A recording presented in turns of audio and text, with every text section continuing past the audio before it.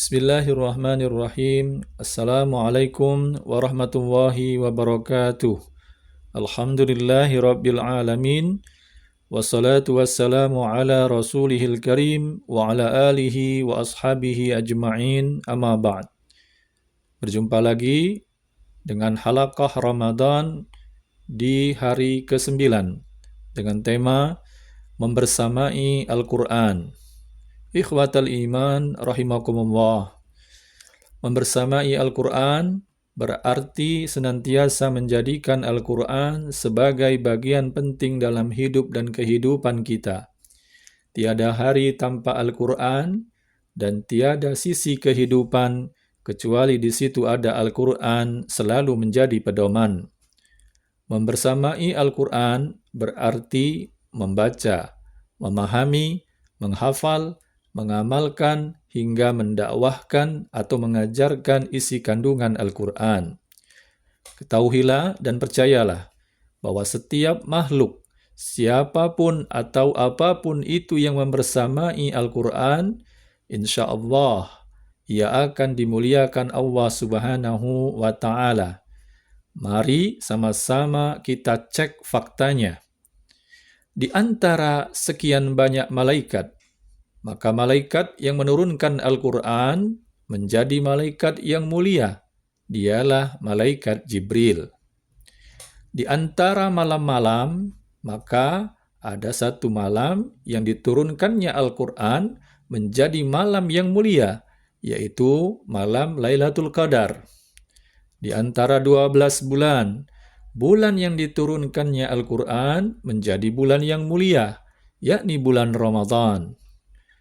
Dan bumi yang diturunkan Al-Quran padanya menjadi bumi yang mulia, yaitu Makkah dan Madinah.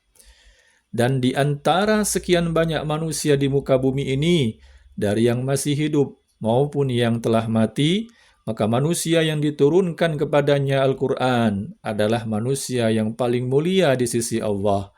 Dialah Rasulullah Muhammad sallallahu alaihi wasallam. Bahkan selembar kulit kambing yang berbau pun yang kita enggan menciumnya menjadi mulia tatkala menyertai, membersamai Al-Quran sebagai sampulnya, dan kita pun tak segan untuk memegang dan menciumnya. Hal itu tidak lain karena ia bersama Al-Quran. Ikhwatal iman, siapapun yang ingin meraih atau memperoleh kemuliaan di sisi Allah, jawabannya hanya satu, yakni hidup dan kehidupannya harus bersama kalamullah atau kitabullah Al-Quran. Bersamalah dengan Al-Quran, karena Nabi SAW bersabda, Innallaha yarfa'u bihadal kitabi aqwaman wa yada'u bihi akharin.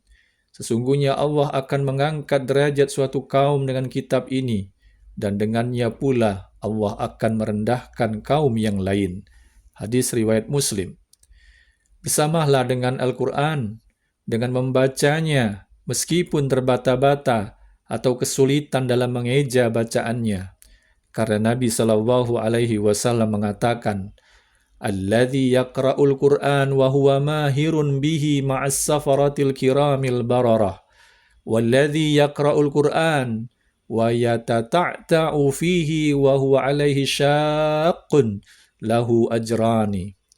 Orang yang mahir membaca Al-Quran, dia berada bersama para malaikat yang terhormat, dan orang yang terbata-bata di dalam membaca Al-Quran serta mengalami kesulitan, maka baginya 2 pahala. Hadis riwayat Muslim.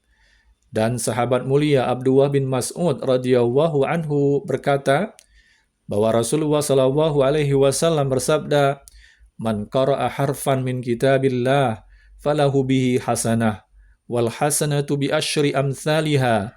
La aqulu alif lam mim harfun, walakin alifun harfun, wa lamun harfun, wa mimun harfun." Siapa yang membaca satu huruf dari Al-Quran, maka baginya satu kebaikan dengan bacaan tersebut. Satu kebaikan dilipatkan menjadi 10 kebaikan semisalnya.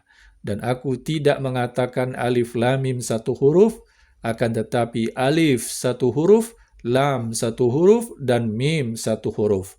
Hadis riwayat At-Tirmidzi. Maka bersamalah dengan Al-Quran dengan belajar dan mengajarkannya. Karena Nabi Shallallahu Alaihi Wasallam berpesan, khairukum man ta'allamal Qur'an wa 'allamah. Sebaik-baik orang di antara kalian adalah yang belajar Al-Quran dan mengajarkannya. Hadis riwayat Bukhari. Maka bersamalah dengan Al-Quran dengan merenungi dan memahaminya. Karena Allah Subhanahu wa taala berfirman, "Afala yatadabbaruna al-Qur'an am 'ala qulubin aqfaluha?" Maka apakah mereka tidak memperhatikan Al-Quran ataukah hati mereka terkunci? Al-Quran Surah Muhammad ayat 24. Ikhwatal iman yang dirahmati oleh Allah, teruslah bersama Al-Quran hingga engkau nanti menutup mata meninggalkan dunia yang fana menuju kebahagiaan yang abadi yang dijanjikan di dalam Al-Quran. Allahu a'lam, barakallahu fikum, wassalamualaikum warahmatullahi wabarakatuh.